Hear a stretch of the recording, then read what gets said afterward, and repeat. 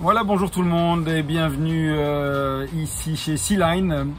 On est au Salon de la Chiota, les Nauticales 2025, salon à flot qui ouvre la saison et ça c'est chouette parce que c'est un salon où il y a quand même beaucoup d'unités. Pas trop de monde, donc on a de bons accès au bateau. Et voilà, je voulais vous faire découvrir ce Sealine ici parce que c'est un bateau qui est un bateau dans lequel le maître mot c'est vraiment compromis et modularité. Je dis maître mot, mais c'est au pluriel bien entendu. Voilà, je vous montre ça tout de suite, extérieur, intérieur. Alors, Sealine S335.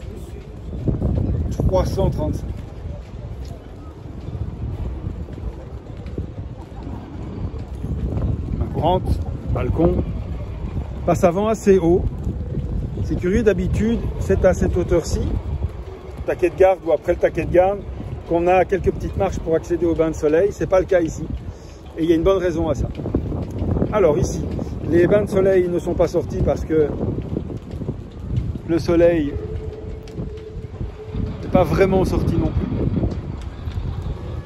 Et donc ces bains de soleil offrent évidemment un très bon espace, mais les tétières peuvent être enlevées, ce qui permet d'avoir une bonne visibilité sur la mer quand on est au poste de bar et que on n'est pas nécessairement sur le petit strapontin qui nous permet de nous surélever. Petite delphinière, guindeau électrique évidemment, et des taquets comme ça en deux parties. C'est très joli, ça a beaucoup d'élégance. Ce Sealine a une ligne classique. C'est vraiment ce même genre de ligne qu'on avait sur les leaders ou les prestiges. C'est une ligne intemporelle, un grand pare-brise, tout d'une pièce. Ça c'est chouette. On voit également qu'il y a deux bâches qui sont unies par un arceau ici. Donc ça veut dire qu'on a deux soft-top et qui coulissent tous les deux et qui rentrent tous les deux dans l'arceau central. Donc un bateau très modulable, c'est ça que je vous disais. Dans ce cas-ci, les toits ouvrants sont manuels. Je sais que certains vont dire « Oh, c'est manuel, voilà ». Non, mais c'est très bien que ce soit manuel. Plus il y a de manuel, moins il y a de problèmes électriques. Alors, on va arriver dans le cockpit.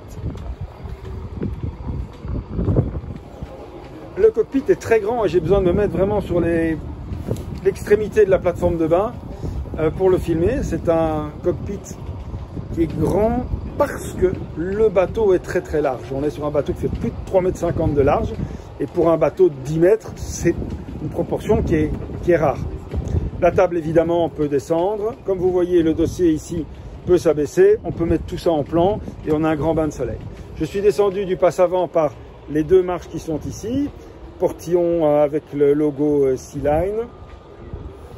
Face à ce cockpit, oui je dis bien ce cockpit, ce carré, difficile de savoir si c'est un cockpit ou un carré, mais c'est un bateau dans lequel de nouveau la modularité est importante, donc ça peut être les deux au final.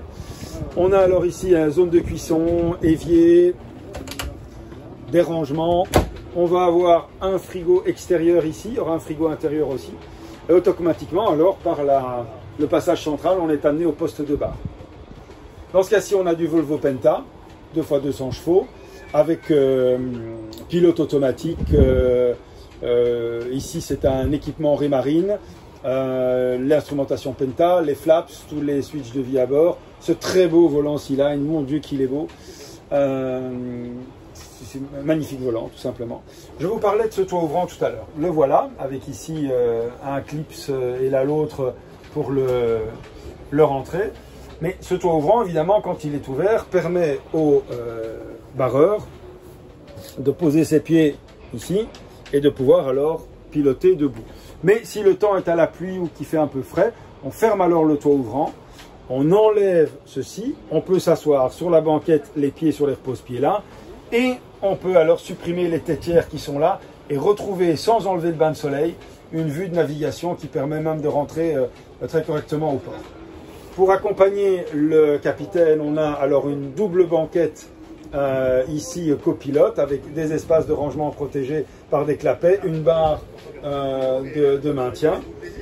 La fusion qui se trouve là, donc très accessible, soit quand on est à la cuisine, soit quand on est dans le carré.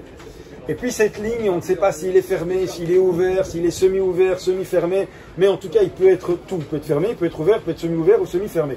On voit ici cette descente de coupe-vent sur bâbord répétée sur tribord, donc beaucoup d'aération, avec le vent aujourd'hui on le sent bien.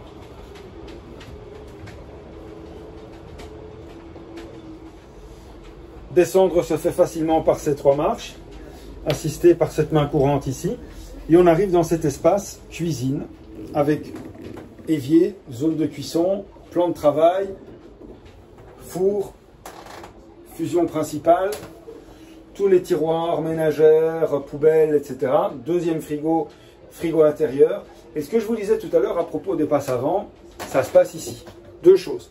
Des énormes espaces de rangement, puisque les passes avant ne sont pas descendues, qu'on a exploité toute la largeur de cette large coque. Et ici, au niveau des équipés de cuisine, beaucoup de profondeur. Voilà, je rentre le bras vraiment jusque au coude. Et je ne suis pas à l'extrémité non plus de ce côté-là. Hein. J'ai encore un petit peu de place si je veux. Des puits de lumière ici. Une descente qui offre beaucoup de lumière elle-même. Et alors on découvre les cabines et la salle de bain.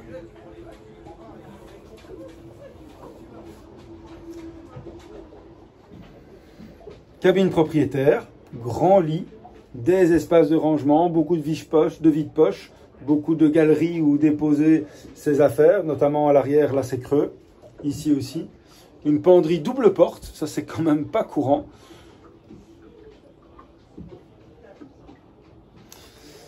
Beaucoup de lumière qui va venir par les puits de lumière ici, avec la moustiquaire et l'obturateur de soleil. Et encore, alors ici, des rangements, sachant que sous le lit, on va avoir des tiroirs. C'est joli, évidemment, ces tiroirs avec ces éclairages indirects. On a des prises de courant de part et d'autre du lit, des liseuses et des appliques. Beaucoup de hauteur sous barreau. Ici, c'est le plus impressionnant, je trouve, dans ce bateau. On passe alors à la salle de bain avec une douche séparée. On rentre face à l'évier, grand miroir ici, douche, avec un sablage de verre pour l'intimité.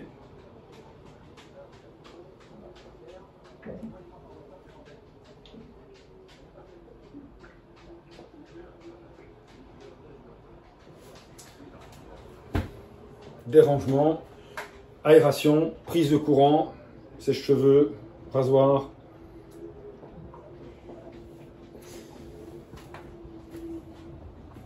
Et on termine par la cabine de midship, la cabine transversale. De nouveau une très grande hauteur sous barreau à l'entrée, avec de nouveau une double penderie. Alors on pousse ici, hop, et on a, non pas une penderie, mais une étagère. Enfin ça, il suffit d'un petit peu de travail de menuiserie et on la ménage en penderie, ou une penderie en partie, une étagère en une autre partie.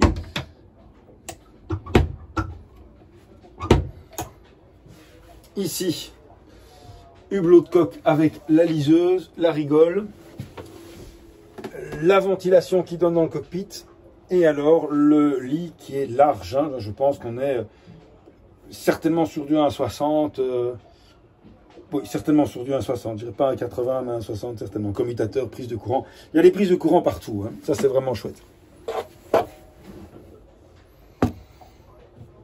Voilà, une visite fort intéressante que l'on va clôturer par la plateforme de bain, qui est une option et qui allonge alors le bateau de façon conséquente et très intéressante, notamment pour la location, le mouillage, où on peut bronzer, on peut mettre des toys, on peut vraiment faire tout ce qu'on veut ici. Je dirais que si je fais des grands pas, voilà, hop, voilà, c'est plus d'un pas et demi pour arriver pour sortir de cette plateforme de bain. Merci pour votre attention et bonne navigation à tous.